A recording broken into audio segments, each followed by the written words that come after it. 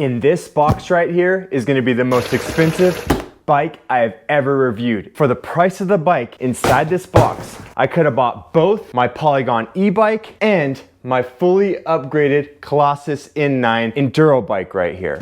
But this is no budget bike. This is a super high-tech, lightweight e-bike from Forestal. So let's get this thing unboxed and I'll show you guys what we're working with. And I just remembered that I have to pay pretty close attention to how I'm unboxing this bike, like a kid on Christmas Day, folks, because the guys at Worldwide Cyclery. I am Jared. I'm Liam. I'm Jeff. Is it normally the other way around? Yeah. I wasn't paying attention. I know.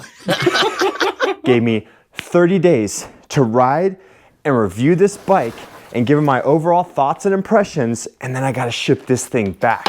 Super lightweight for an e-bike.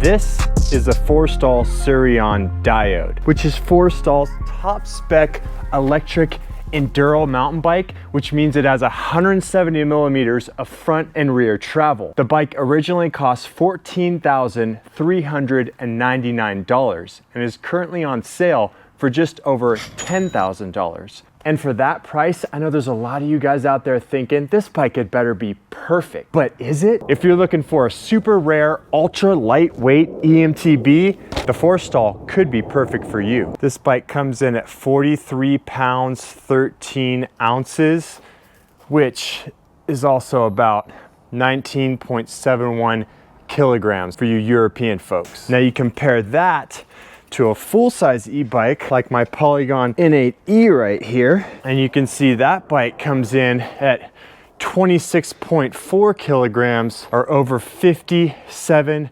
pounds, 14 ounces, so about 14 pounds lighter, which means that this ultra lightweight Forestal is gonna feel a lot closer to riding your standard enduro bike down the trails. In fact, I went ahead and threw my Polygon N9 on there, 37 pounds, 6 ounces for my size extra large Polygon N9 right there. So if you're looking for a lightweight e-bike that's gonna allow you to fly to the top of the mountain without having that huge weight penalty on the way back down, the Forestal Diode could be perfect for you. It's powered by Forestal's Eon Drive motor, built from the highest quality materials using titanium for key components, and is housed in a magnesium shell.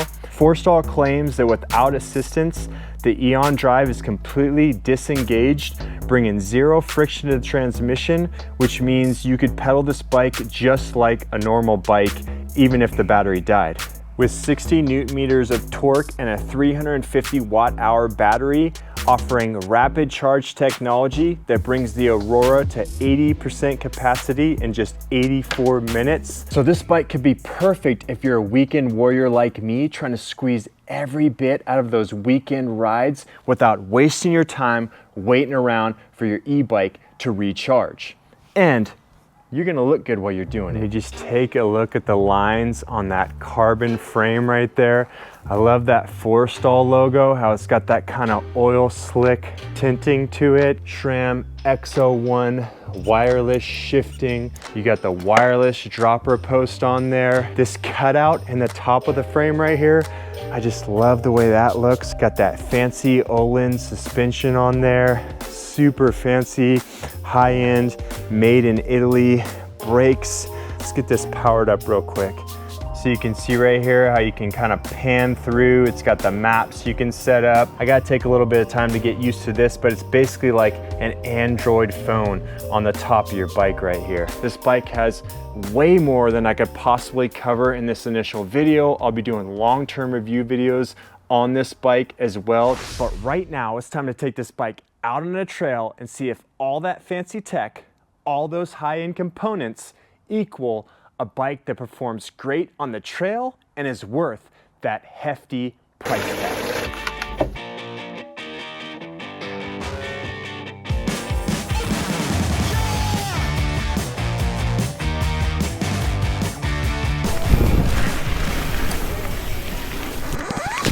So we're not even off the Forest Service road yet and nowhere near the trails I'm trying to ride today. And this is already at 73% battery life.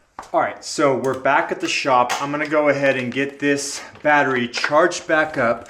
That ride was a complete disaster, but I think I know what went wrong. You see, I charged this bike the night before and left it in my freezing cold garage. So I think what happened is that I left my bike in the garage overnight and it didn't actually have 100% when I turned it back on, and that's why immediately when I started pedaling, the battery was just draining like crazy. 26%, 25%, 24% is probably coming soon.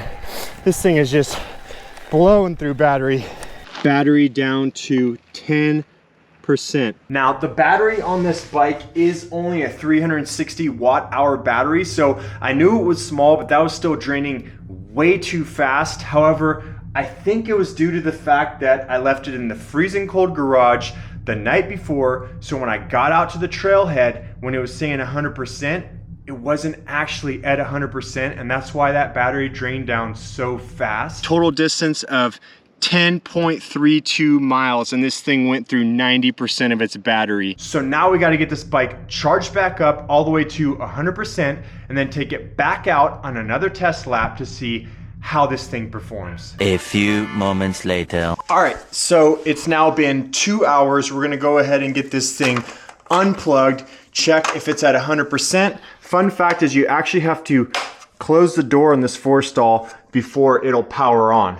So we got that battery back up to 100% in just about 2 hours. Now it's time to get back out on the trail and see if my theory was right. We're gonna put in about 10 miles on this bike and then see what the battery percentage is at. Hopefully it's way more than 10%, but the only way to find out is to get on this bike and start pedaling, so let's get to it.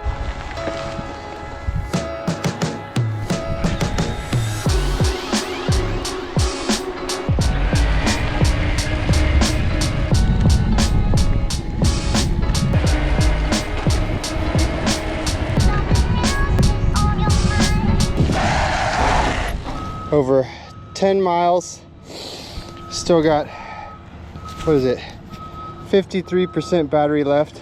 So I definitely just learned something about leaving my e-bike in a cold garage overnight. Now, one critique I have about this Forestal is that the battery is not removable. It's got some bolts down here in the bottom. So I tried removing those 2 bolts right there, but I guess you have to remove even more, the bolts on the side right here and on the other side, to be able to get the battery out. It's not like my larger e-bike where you can easily just pop that battery out and take it inside to keep it at a normal temperature. But after getting this thing up to a full 100%, I was really happy with the way this bike was riding.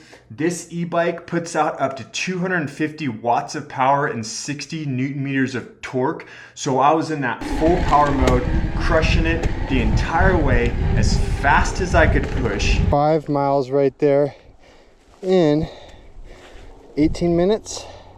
But I'm pretty bummed out that I didn't have this battery fully charged on that first ride, because this bike on the way downhill was handling so good. And I feel like some of that got a little bit spoiled by the fact that I was worried so much about the battery life and the fact that it was draining so damn fast. 10%. But is this bike worth that hefty price tag? Well, if you want to find out the answer to that, subscribe to the channel and look for that next video I make on the Forestal Siryon Diode.